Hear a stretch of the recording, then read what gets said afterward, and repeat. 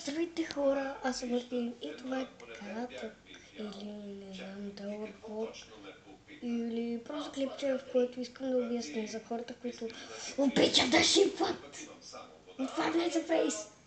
Току-що гледах клипове, които са шипнали Springtrap и тази Mangle и са ги шипнали. Според мен това е пълна тъпотия. Първо, че Mangle въобще не е въобще не е поправена. Има предвид, че не е с тяло, когато е в 3 и е Phantom Blues.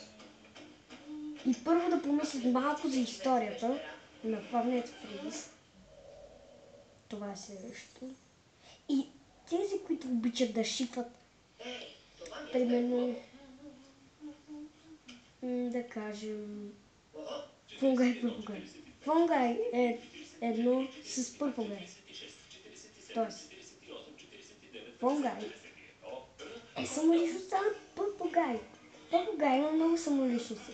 И да ги шипнете е съвсем нелогично. Да направя или пък, нека да помисля, Чика и Бони. Първо, че и двете са момичета. И ако не помислите, че това, че и двете са момичета, ги правите малко. Ако знаете думата.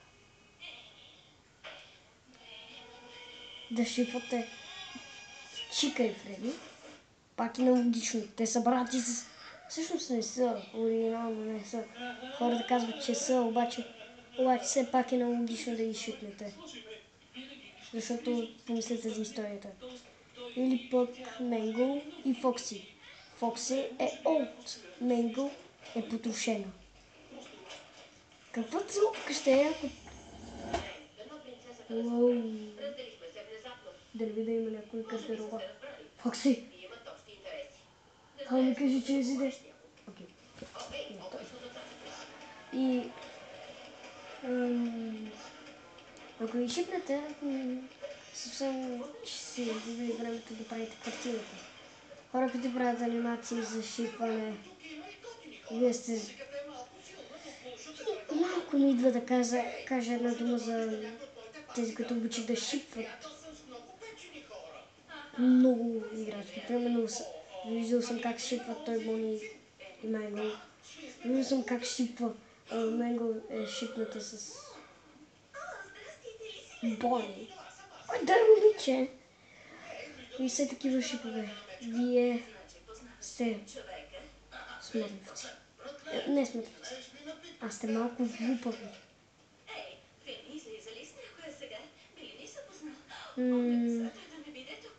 Просто вие... Все едно, че не знаете историята на Five Nights at Freddy's. Не дейте шипвали повече. Или аз не съм ви началник, но предлагам ви спрете да шипвате, за да не обиждате Скот.